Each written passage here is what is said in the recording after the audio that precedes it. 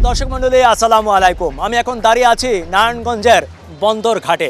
প্রতিদিন এই ঘাটের ওই পার থেকে এই পারে সকালবেলা 2.5 লক্ষ মানুষ আসে, আবার সন্ধ্যাবেলা তারা ওই পারে চলে যায়। আর এই 2 থেকে 2.5 লক্ষ মানুষের যানবাহন কিংবা একমাত্র পারাপারের মাধ্যম হচ্ছে এই নৌকা কিংবা ট্রলার। ফলে প্রতিদিন ঘটছে ছোট বড় নানা দুর্ঘটনা।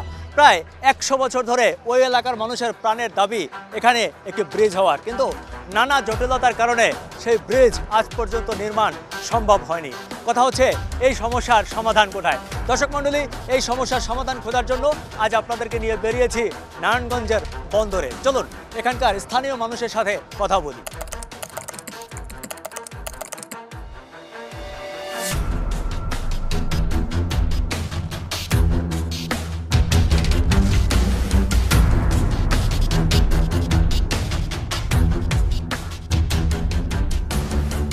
এটি একটি নদী, একটি ইতিহাস। নাম তার শীতলক্ষ্যা। একসময় রাজধানীর সোনারগাঁয়ের সাথে যোগাযোগ ও ব্যবসা বাণিজ্যের একমাত্র রুট এটি। এখানকার প্রতিটি জোয়ার ভাটার সাথে জড়িয়ে আছে ইতিহাস আর ঐতিহ্য। ইশাখার আমলে এই স্থানটি ছিল খুবই গুরুত্বপূর্ণ। এই নদী দিয়েই ইশাখা তার সৈন্য সামন্ত নিয়ে দাপিয়ে বেরিয়েছেন। বহুবার যুদ্ধ করেছে ইংরেজদের বিরুদ্ধে। সেই আমল থেকেই ব্যবসা বাণিজ্য, উন্নয়ন, রাজনীতি সবই হয়েছে এই শীতলক্ষ্যা নদীকে ঘিরে। সে ব্রিটিশ আমল থেকে এই নদীটি যাতায়াতের একটি ভালো রুট হওয়াতে এই নদীকে ঘিরেই এখানে গড়ে উঠেছে কলকারখানা, ফ্যাক্টরি। এই এলাকার নাম হয়েছে বন্দর। আর এই কলকারখানা ও ফ্যাক্টরির কারণেই এখানে গড়ে উঠেছে বসতি।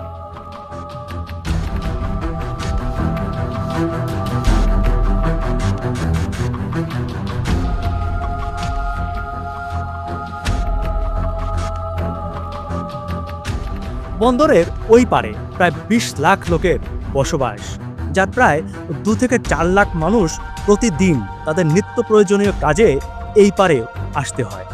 আর এই প্রতিদিন 4 লাখ মানুষের যাতায়াতের একমাত্র পরিবহন এই নৌকা আর ইঞ্জিন চালিত ট্রলার।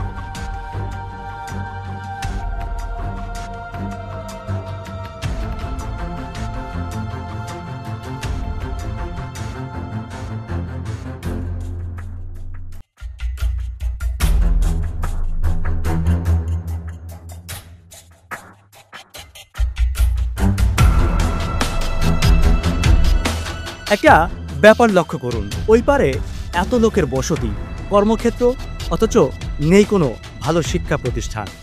এমনকি সরকারি সকল কাজে সবাইকে প্রতিদিন এই পারেই আসতে হয়। গত 50 বছরে ওই পারের মানুষের প্রাণের দাবি একটি সেতু হলেও তা কোনোদিনও বাস্তবায়ন হয়নি। ব্রিজ হলে সবচেয়ে ভালো হতো আর কি, 10 জনের সুবিধা হইতো, ভালো হতো, 10 জনের সবার জন্য ভালো হতো আর কি। রাত বিরত খুব কষ্ট করে এখান থেকে পার হতে হয়। হ্যাঁ, রাতে সব সময় রাত্রে কষ্ট করে পার হইতো। তারপরে যে আপনার নদীতে মধ্যে ওই যে বালুর ট্রলার চলে গেলে বহু সমস্যা হয় না, অ্যাক্সিডেন্টও হতে হয়। ওই জন্য একটা ব্রিজ যদি হইতো তাহলে আরও সুন্দর হইতো, সবার জন্য হইতো। এখানটা প্রায় দৈনিক 2.5 লক্ষ লোক পারাপার হয়। তেমনও রুগী যায়, রুগীরা পথেই মারা যায়, অনেক সময় যাইতে পারে না। অনেক এই নদীটার কারণে, একটা ব্রিজ না হওয়ার কারণে অনেক দুর্ভোগ হইতে হয় জনগণের, অনেক লোকের কষ্ট হয়। অনেক রুগী দেখি আমরা ছটফট করে নৌকার মধ্যে। যদি একটা ব্রিজ হইতো দৈনিক লোকগুলির অনেক সুবিধা হইতো যাতায়াত করার জন্য।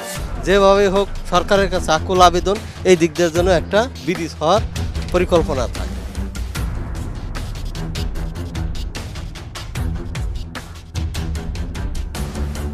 হ্যাঁ, এন্দা ব্রিজ হলে ভালো হইব। যেমন আমরা ব্যবসা বাণিজ্য করে আমাকে মালটাল নিতে সুবিধা হইব। তারপর অনেক সময় আমরা ওই পাড়ের থেকে এই পাড়েই মনে করেন যে বাজার সদাই বেশি করি। আমাকে ঝড় তুফান হইলে আওয়া যাওয়া খুব কষ্ট হয়।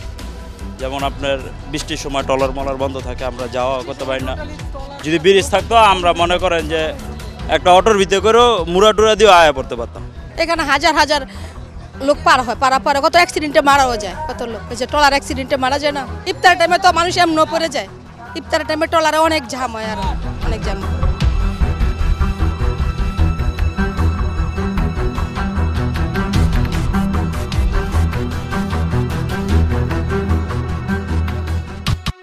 এবার চলুন আপনাদেরকে আমরা নদীর ওই পারে নিয়ে যাই।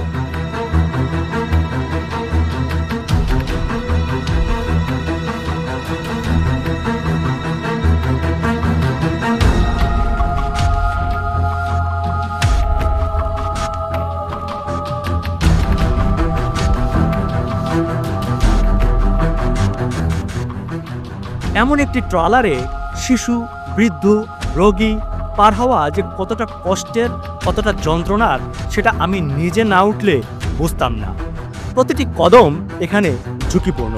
পা পিছলে এখানে বহু মানুষ পানিতে পড়ে যাবারও রেকর্ড আছে প্রায় প্রতি বছর।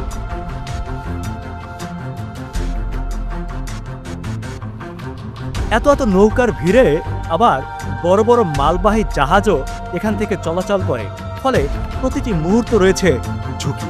আর এই ঝুঁকি নিয়েই প্রতিদিন এই পথ পাড়ি দেয় লাখো মানুষ, কেউ কর্মের সন্ধানে, কেউ বা জ্ঞান অর্জনে। তোমার নাম কি?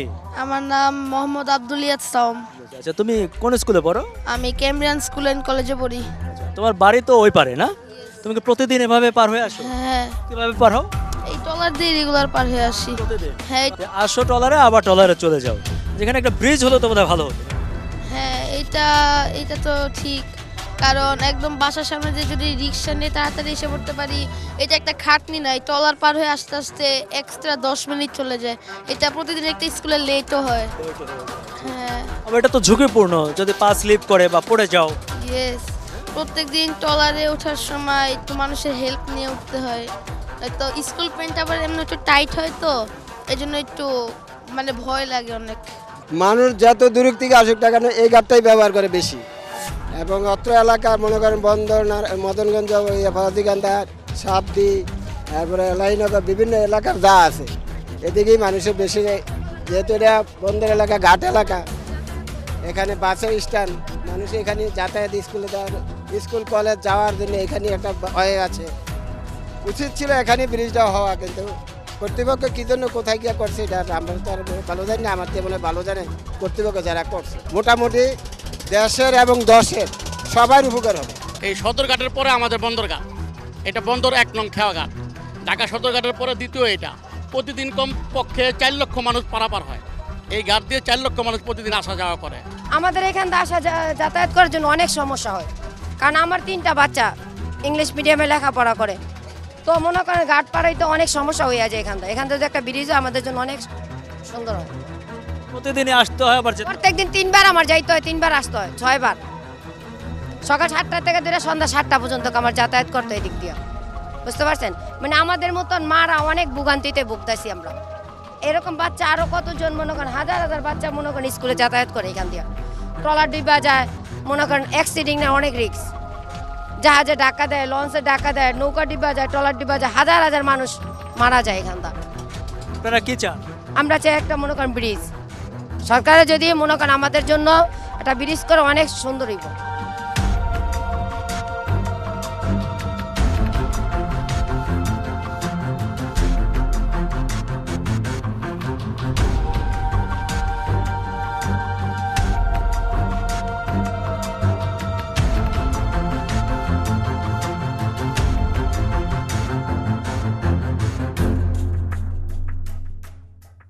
ঘাটের পশ্চিম দিকে একটি সেতু হলেও সেটির কোনো সুফল এই এলাকার লোকজন পাচ্ছে না। সরকার সাধারণত গুরুত্বপূর্ণ স্থানগুলোতে সেতু স্থাপন করে। মানুষের যাতায়াত, পণ্য পরিবহন সব দিক দিয়ে বিবেচনা করলে এখানকার সেতু অনেক আগেই হবার কথা, কিন্তু তাহলে হচ্ছে না কেন? প্রথমত, এই ঘাট নিয়ে বছরের পর বছর হচ্ছে রাজনীতি। আপনাদের মনে করিয়ে দিতে চাই সেই আওয়ামী লীগ আমলের কথা।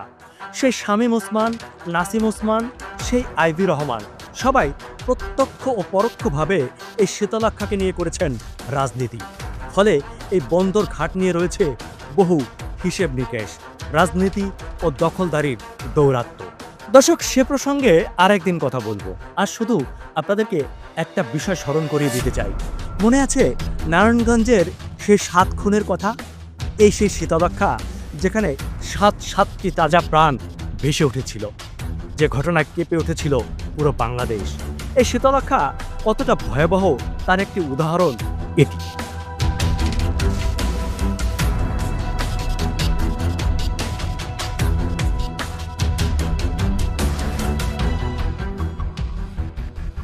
আসলে এটা আমাদের নিত্যদিনের দুর্ভোগ।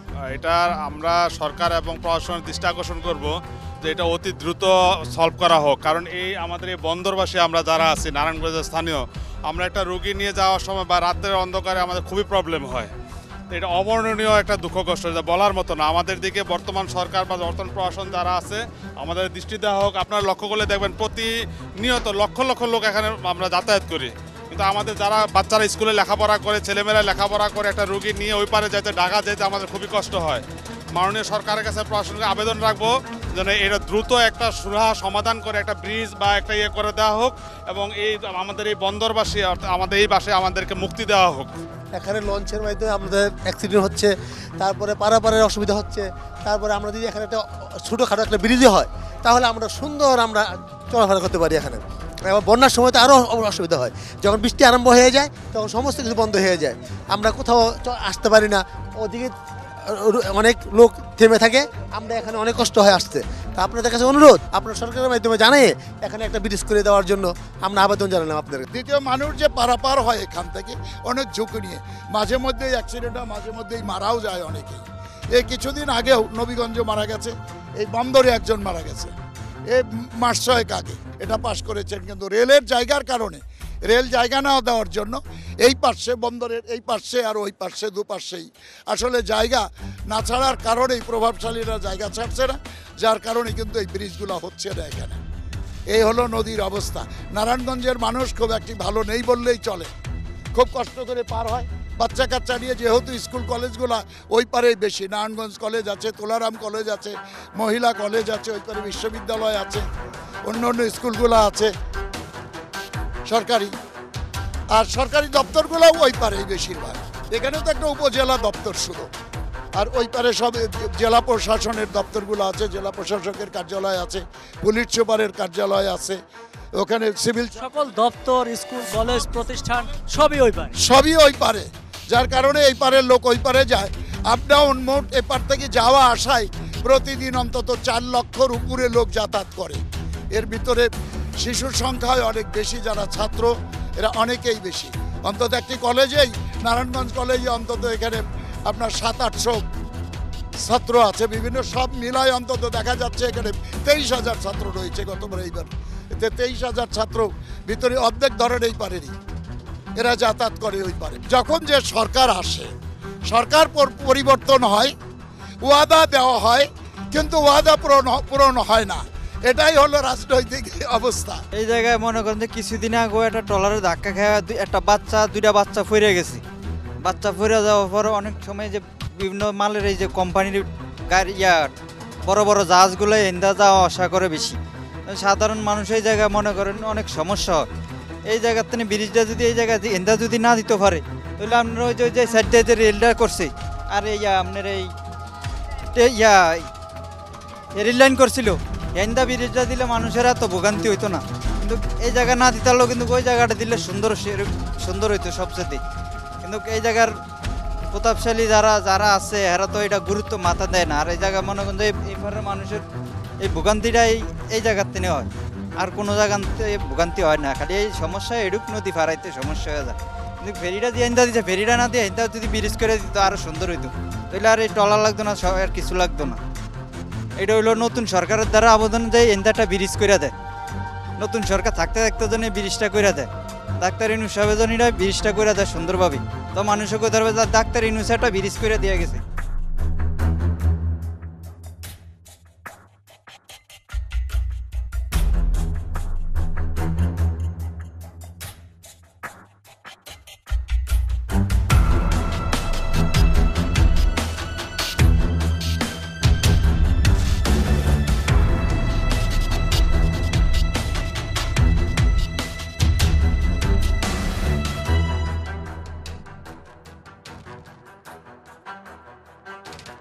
এখানে সেতু হলে হয়তো অনেক ক্ষেত্রেই কমে যাবে এখানকার দখলদার ও চাঁদাবাজদের দৌরাত্ম্য। একটা বিষয় খেয়াল করুন, এই ঘাট থেকে জন প্রতি ভাড়া নেওয়া হচ্ছে মাত্র 2 টাকা। প্রতিদিন যদি 4 লাখ মানুষ পারাপার হয় তাহলে ভাড়া হয় 8 লাখ টাকা, আর তার মানে মাসে হয় 32 কোটি টাকা।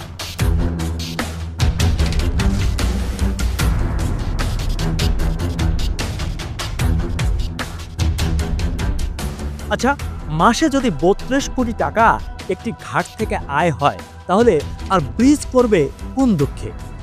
আর দুর্ভোগ সে তো সাধারণ মানুষের নিত্য সঙ্গী, তাতে কার কি যায় আসে? আর যায় আসে না বলেই এই 100 বছর ধরে মানুষ এভাবে কষ্টকেই মেনে নিয়েছে। এসব দেখার কেউই নেই। কষ্টে যাদের জীবন গড়া, তাদের আবার কষ্ট কি?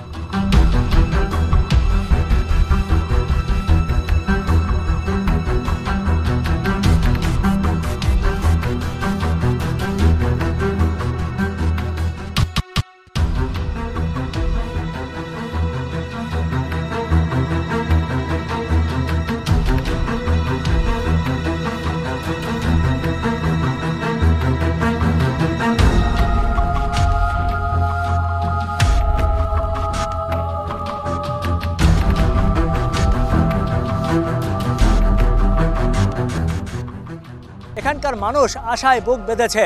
হয়তো এই সরকারের আমলেই, এই সরকারের সদিচ্ছা থাকলেই এখানে একটি ব্রিজ নির্মাণ হবে। আর এই ব্রিজ নির্মাণ হলেই এই প্রায় 2.5 লাখ থেকে 3 লাখ মানুষের প্রতিদিনকার পারাপারের একটি সুষ্ঠু সমাধান হবে। দর্শক মণ্ডলী, আপনার চোখ কান খোলা রাখুন। আপনার চোখেও যদি এমন কোনো সমস্যা দেখা দেয়, তাহলে আমাদেরকে লিখে জানান এবং আমাদের মাধ্যমে সমাধান খোঁজার চেষ্টা করুন। যোগাযোগ করুন এই ফোন নাম্বার কিংবা এই ফেসবুক পেজের মাধ্যমে। আজকের মতো বিদায় নিচ্ছি। দেখা হবে অন্য কোথাও, অন্য কোনো বিষয় নিয়ে। সে পর্যন্ত সবাই ভালো থাকুন, সুস্থ থাকুন, নিরাপদে থাকুন। খোদা হাফেজ।